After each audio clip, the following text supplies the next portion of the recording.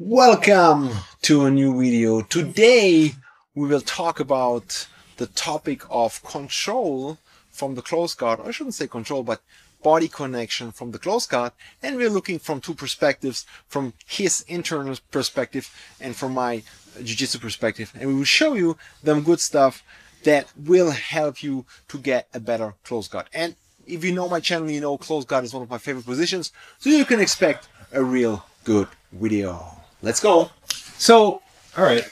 So one of the things that really got me when I was doing jiu-jitsu was, you know, in the closed guard, a lot of times, you know, you feel disconnected between your body, you know, your lower portion and your upper portion, and so it's always like people are squeezing, you know, and so it's hard to get this connection.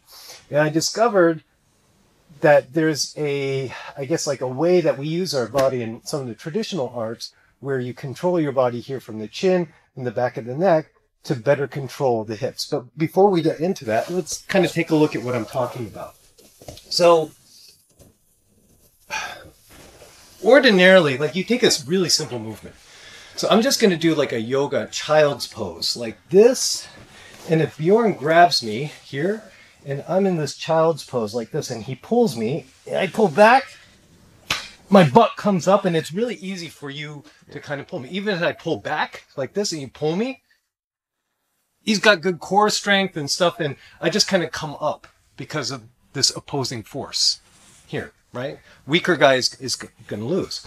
But let's say, for instance, I cue myself. I bring my chin, I rock my hips using my chin forwards, chin backwards. I'm pulling the top of my neck here, and you might see how my hips kind of rock back and forth, back and forth.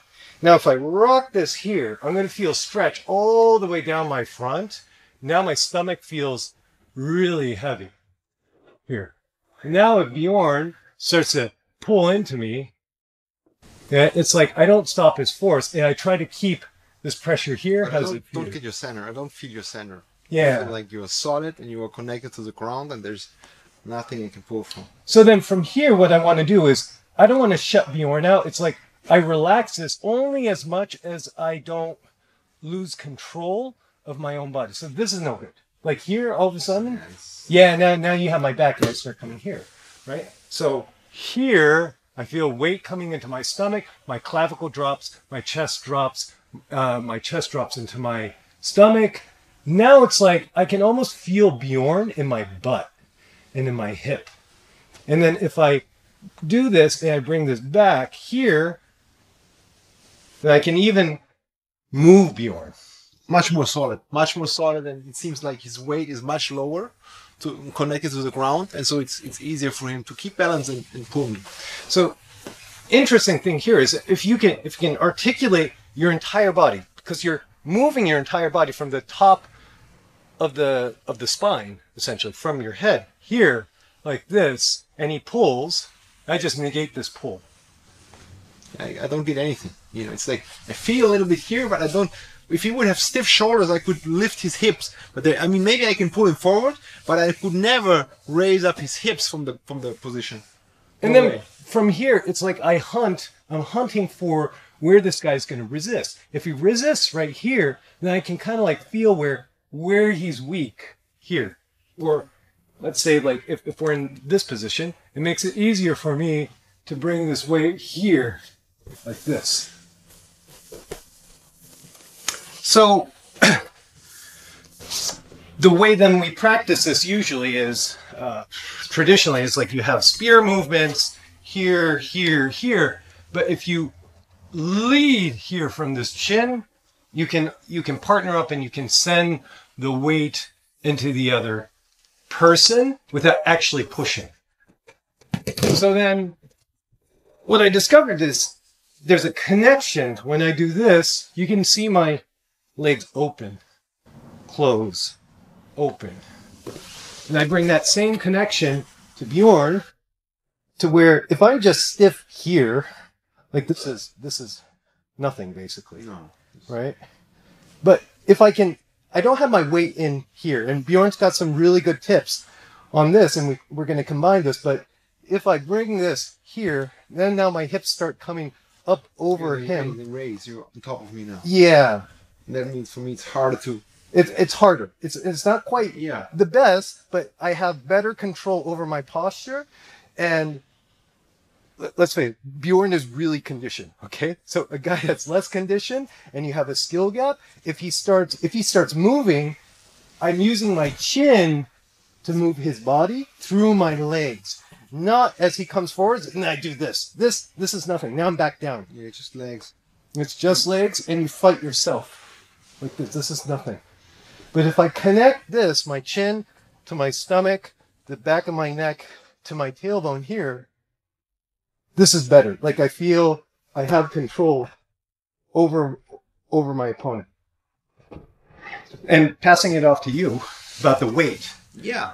I mean, if you know my videos, you know I'm always focused on being effortless as much as possible. And so I want to use my body weight rather than I want to use strength. When it comes to close guard, you know, there is a great way of using your body weight in terms of pulling your opponent down. Recently, you know, the term camping became so famous because when you're on top of some guy and trying to pass, you're resting and you're putting your weight on the guy. So the guy has to carry your weight and he will get tired and you can easily pass his guard. This is basically the same. You're just doing it from the bottom position. You know, we always, you know, the old guys always said there is pressure from the close guard from bottom. And that's true. There is pressure from the close guard from the bottom because you can use your body weight. And if you don't use your body weight, you know, your close guard is not that strong usually. So what I like to do is, you know, I need to get my hips close to his stomach. Yeah, I cannot keep a big gap here. So I need to lift up and catch him here.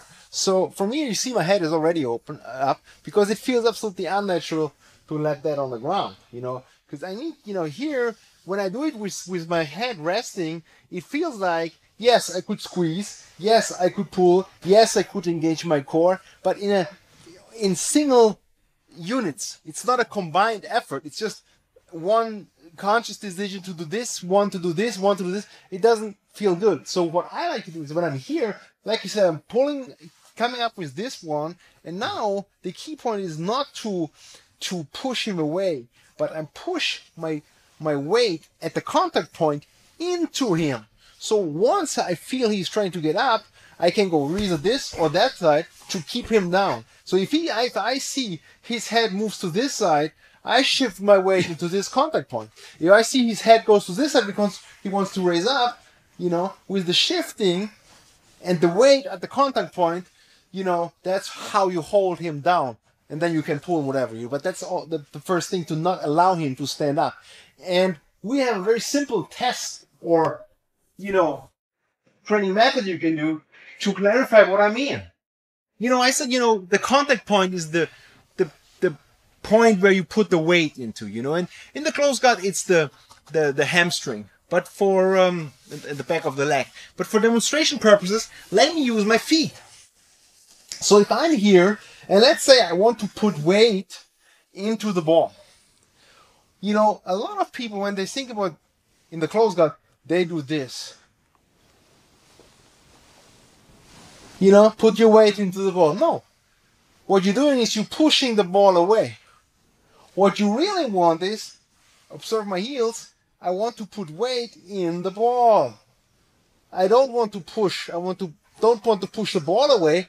I want to put my weight up and down. So this is where my weight is in the ball. Not here, and even not here.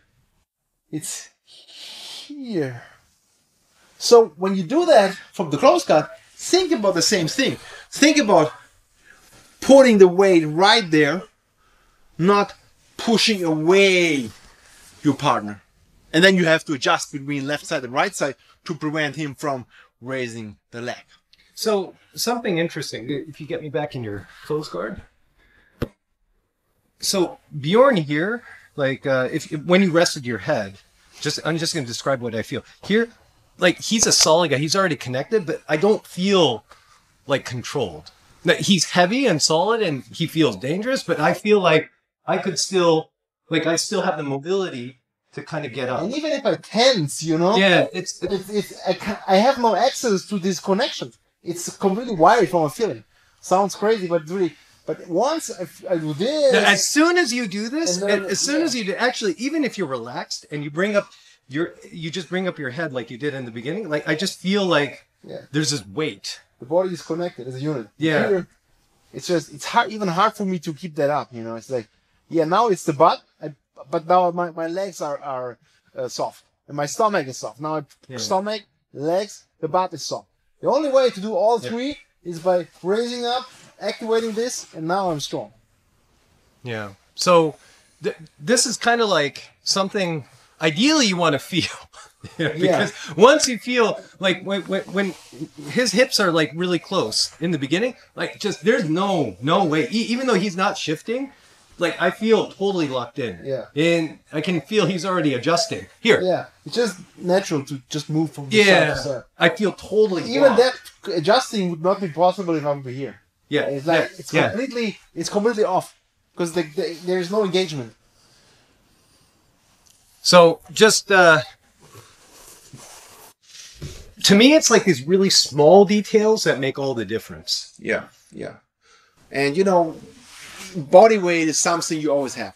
You know, strength is something you might not always have, and you're injured, you're sick, you're tired, you're old, you're weak, whatever. But body weight is something you have and you can use. And if you want to be smart in your jiu-jitsu, if you want to be as effortless as possible, I'm not saying you can be completely effortless, but if you want to be as effortless and as smart and as efficient as possible, these little things are the things that make a difference. And you know, for the internal stuff, sometimes it might seem so, you know, fake. It's not so obvious. Like in jiu-jitsu, you can understand it more easier, but once you have a foot in the doorstep, then you get a lot of stuff out of this to really implement in your game. And I'm doing this stuff for all in all 16 years, and it was horrible in the beginning. You know, it was horrible because I was not understanding all these strange pictures and cues. But once you get the foot in the doorstep, once you're able to replicate some of these things for yourself and you see the results, you will really appreciate it, and you can get a lot out of it if you are willing to put the work in, which is a little bit different. Jiu-jitsu is a lot about blood, sweat and tears, and with the internals it's more about blood, sweat and tears in terms of getting this subtle shit going. You know, it's like sometimes you are like, man, why I don't, it's subtle, it's hard to notice. You know, you need to relax, you need to really feel your body, but once you can do that, it's an interesting world. I think it's just what it boils down to is proprioception, and that proprioception, like Bjorn says, is feeling your body. Once you feel a certain thing, like you can't go back. Yeah. But describing it in words, sometimes there's a limit. It's hard, yeah. So that was maybe our last video for a while now, because he will go back to Tokyo. But anyway, write something in the comments if you like it. If you don't understand something, write it there too. Give us a like, subscribe our channel, subscribe his channel. I will put all the links in the description box, and see you hopefully next time.